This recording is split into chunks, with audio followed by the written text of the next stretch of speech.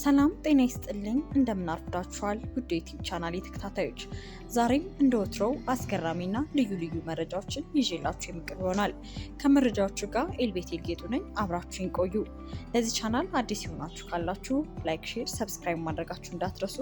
ተከታተሉ። በቻይና የፍቅረኛው እጅ በአፉ ውስጥ ገብቶ አልወጣ ያለው ግለሰብ በሕክምና እጇ እንዲወጣ ተደረገላት።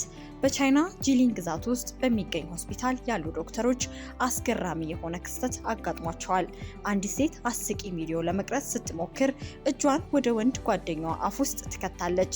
በጂሊን ግዛት ውስጥ ወደሚገኝ ሆስፒታል ድንገተኛ ክፍል ሲገቡ የሚታዩት ጥንዶች ፎቶዎቹ በቻይና ማህበራዊ ሚዲያ ላይ በስፋት ታይተዋል። ግለሰቧ ወደ ፍቅረኛዋ አፍ ውስጥ እጇን ካስገባች በኋላ ለማውጣት ስትሞክር የአፉ ጡንቻ ይደነደንና እጁ ይጣበቃል። ወጣቷ ከአፉ ላይ እጇን ለማውጣት ደጋግማ ብትሞክርም ባለመቻሏ የሕክምና እርዳታ እንደሚያስፈልጋቸው ተወስናለች።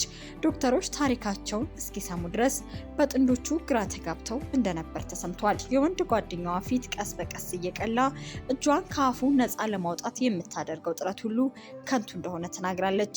አፉን መዝጋት ባለመቻሉና ከጉሮሮ ያለማቋረጥ አስጨናቂ ድምፅ ማውጣት ጀመረ።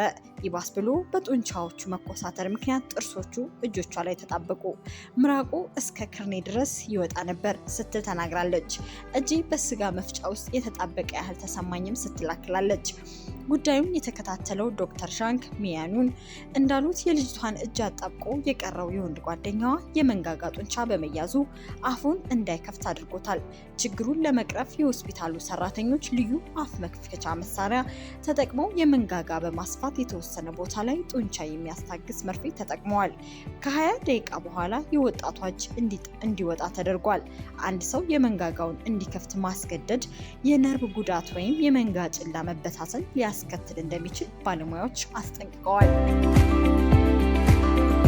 ሌላው ለ22 ዓመት ሴት መስሎ በሴቶች ገዳም ውስጥ የኖረው ሰው የሚረዳው አጥቶ ወደ ገዳም የገባው ሰው በመጨረሻም ጾታው ሲታወቅበት ከገዳም መውጣቱ ተገልጿል። ፍራንክ ታባኔስ የዶሚኒካን ሪፐብሊክ ሲሆን እናትና አባቱን በትራፊክ አደጋ ምክንያት ገና በህፃንነቱ ነበር ያጣው።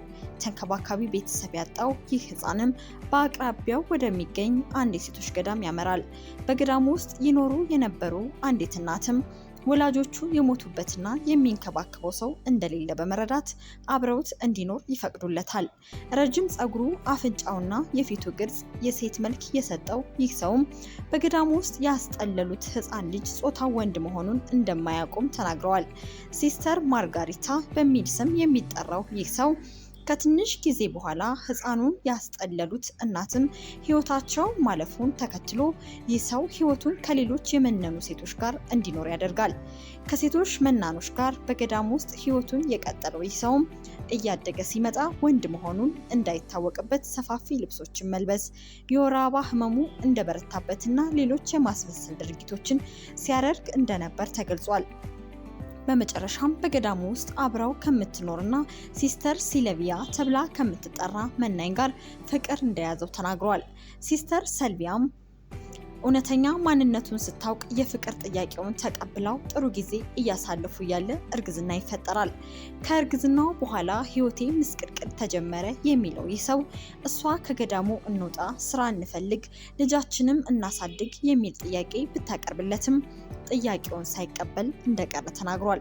ከትንሽ ጊዜ በኋላ ከገዳም ወጥቶ ወንድነቱን ተቀብሎ ስራ መጀመሩን የሚናገረው ይህ ሰው ሲልቪያ ግን ከልጇ ጋር ወደ አሜሪካ መጓዟን ኦዲቲ ሴንትራል የዶሚኒክ ብዙሃን መገናኛዎች ዋና አድርጎ ዘግቧል። ሲልቪያ ካጣበት ጊዜ ጀምሮ በኋላ ብቻውን እየኖረ መሆኑን የሚናገረው ሰው አሁን ላይ የ73 ዓመቱ አዛውንት የሆነው ሲሆን የሲልቪያ ጋር ጣፋጭና የማይረሳ የፍቅር ጊዜ አሳልፌያለሁ ብሏል። ዘገባው ከኦዲቲ ሴንትራል። ተመልካቾቻችን ለዕለቱ የያዝኳቸው አስገራሚ መረጃዎች እኒህን ይመስሉ ነበር። ቻናሌን ላይክ፣ ሼር፣ ሰብስክራይብ አድርጉልኝ። ሁሌም ቢሆን አዳዲስ ነገሮችን የማቀርብላችሁ ይሆናል። ሰላም ቆዩ።